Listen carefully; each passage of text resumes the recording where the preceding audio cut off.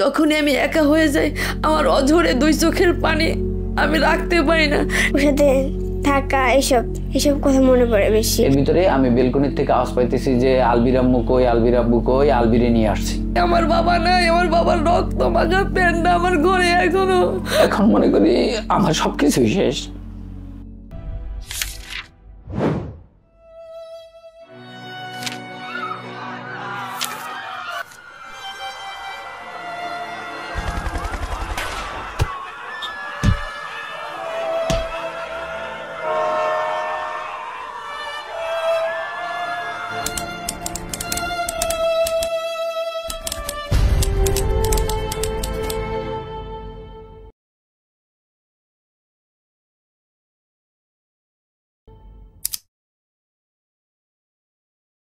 আমি একজন শহীদের পিতা। আমার ছেলের নাম হচ্ছে শহীদ শাহরিয়ার হাসান আলবি। শাহরিয়ার হাসান আলবি নবম শ্রেণীর একজন ছাত্র ছিল, বয়স 15 বছর। ও দেশ পলিটেকনিক স্কুল অ্যান্ড কলেজে পড়াশোনা করতো। স্কুল তো আন্দোলন চলা অবস্থায় মাঝে মধ্যে স্কুল বন্ধ হয়ে যেত, আবার স্কুল চলতো, দু একদিন চলতো।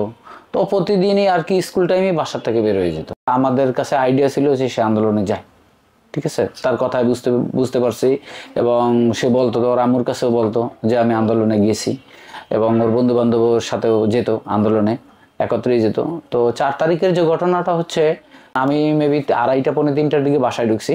ঢোকার পরে ওর আম্মুকে জিজ্ঞেস করলাম আলবি কোথায়, বলতেছে সকালে তো চলে গেছে, তো আর দুপুরে আসে নাই, বাসায় আসে নাই, তো হয়তো আসবে একটু পরে, হয়তো প্রতিদিন কোনোদিন তো এত দেরি করে না, তো মনে হয় কিছুক্ষণ মধ্যে চলে আসবে। তো আমি বললাম যে এখনো 3:30 বাজে, এখনো আসে নাই, মাগরিবের নামাজেরও সময় হয়ে আছে, আজান দিবে। এই মুহূর্তে আমি ওয়াশরুমে ঢুকছি উজু করার জন্য। আমি উজু করে বের হয়েছি, আমার ওয়াইফ তখন ছাদে কাপড় আনার জন্য গেছিল। এর ভিতরে আমি বেলকনির থেকে আওয়াজ পাইতেছি যে আলবির আম্মু কই, আলবির আব্বু কই, আলবিরে নিয়ে আসছি। তো আমি দৌড়িয়ে, আমি ওয়াশরুম থেকে বেরিয়ে দৌড়িয়ে যখন বেলকনিতে গেছি, দেখতেছি একটা অটো রিক্সার পরে এরকম আরে সোজা করে শোয়াই নিয়ে আসছে, সাথে 4-5টা ছেলে আছে। পরে আমি একটা টি-শার্ট পরা ছিলাম, আমি যেরকম ছিলাম ওরকম, শুধু জোরে একটা চিক দিয়ে নিচের দিকে দৌড় দিছি। দৌড়ে নিচে গেছি, দুইটা ছেলে ওকে স্পট থেকে নিয়ে আসছে আর কি। ওই 2টা ছেলে আসলে ওকে চেনে না, আর ওর সাথে যারা ছিল গুলির জন্য সবাই ছন্নছাড়া হয়ে গেছে, এক একজন এক এক দিকে চলে গেছে। হ্যাঁ, তো পরে আমি ওই ছেলে 2টা জিজ্ঞেস করলাম যে বাবা তোমাকে তো আমি কখনো দেখি নাই, আসলে তুমি কোথায় থাকো? তো আমি কান্না করতেছি, দেখতেছি ওর এই ডান পাশে এই পাশে টোটাল পেটে ব্যান্ডেজ আছে, সবকিছু আমি দেখতেছি। আর পরে জিজ্ঞেস করলাম তোমরা কোন হসপিটালে নিয়েছিলা? বলতেছে আমরা আজমল হসপিটালে নিয়েছিলাম। তো ও যখন আমরা গুলিবিদ্ধ অবস্থায় পাইছি তখন থেকেই আমাদের যেটা মনে হয়েছে ও কোনো কথা বলতে পারে নাই। আমরা দেখলাম যে তখনই ওর শ্বাস চলে না, এরকম একটা পরিস্থিতি। তারপর আমরা হসপিটালে নিয়েছি, নেওয়ার পরে ডাক্তার দেখে বললো যে ওকে নাই, ওরে ঢাকা মেডিকেল নিয়ে যান, ও এখন আর নাই। তা ওরা যখন হসপিটালে, ওই দিন তো অনেক রোগী ছিল, অনেক চাপ ছিল হসপিটালে, তো হসপিটাল থেকে যখন ওকে বাইরে বের করছে, বাইরে বের করিয়ে যখন রাখছে, তখন আর কি আমাদের এলাকার একটা ছেলে ওকে দেখে চিনতে পারছে, যারা ওর সাথে ছিল ওইখানে। হ্যাঁ, একজন দেখছে, দেখার পরে ও দেখে অজ্ঞান হয়ে গেছে। ওই ছেলেটা রাহুল নামে একটা ছেলে, ওই ছেলেটা অজ্ঞান হয়ে গেছে। ওই ছেলে আবার তোর মাথায় পানি টেনে দিছে, দেওয়ার পরে ওই ছেলেটা আবার বলছে যে হ্যাঁ আমিও ওকে চিনি, ওর বাসাও চিনি। ও আবার ওই যারাই আন্দোলনে ছিল, বন্ধু বান্ধব যারাই ওর সাথে গেছে তাদেরকে ফোন দিছে। ফোন দেওয়ার পরে ওরা 3-4 জন চলে আসছে।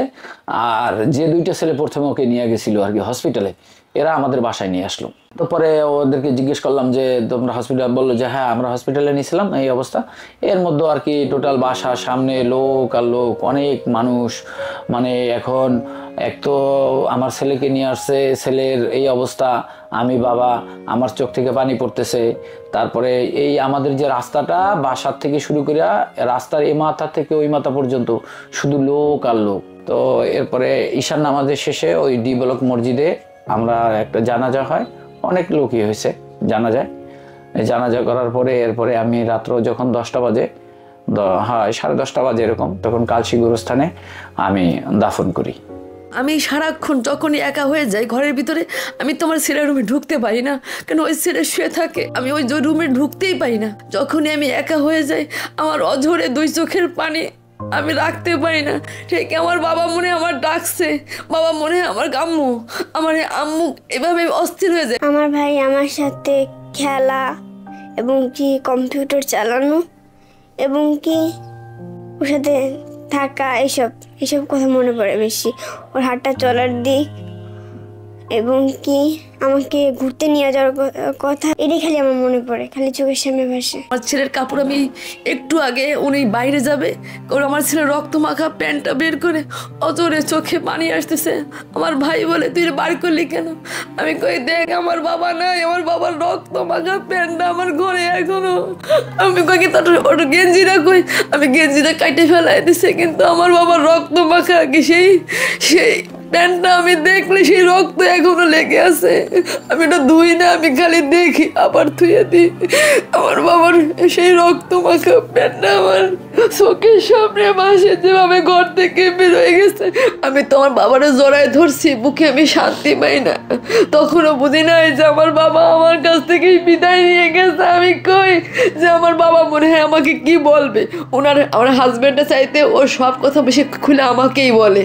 আমি জড়ায় ধরছি, কপালে চুমা দিছি, কিন্তু আমি তৃপ্তি পাই নাই। আমার বাবা আমার একটুবার কই নাই যে আমু তুমি আমাকে জড়ায় ধরো বা চুমা দাও, বলে নাই।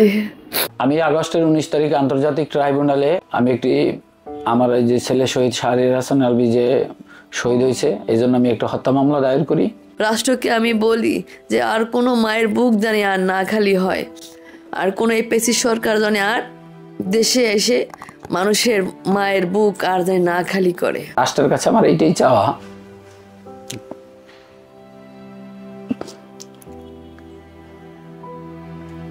যে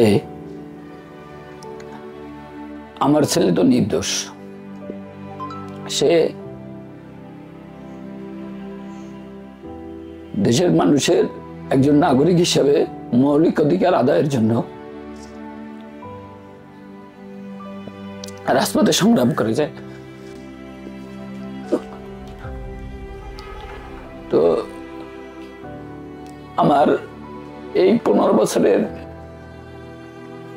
নির্দোষ ছেলেকে যারা গুলি করে নির্মমভাবে হত্যা করেছে, আমি রাষ্ট্রের কাছে সর্বোচ্চ বিচারের দাবি জানাই।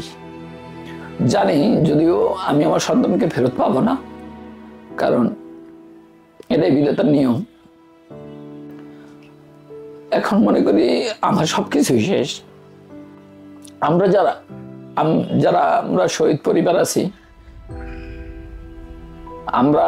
আমাদের যেন রাষ্ট্র দেখভাল করে এবং আমরা যেন একজন শহীদের পিতামাতা হিসাবে আমরা যেন রাষ্ট্রের কাছে সর্বোচ্চ সম্মান পাই, এইটাই আমি আশা করি।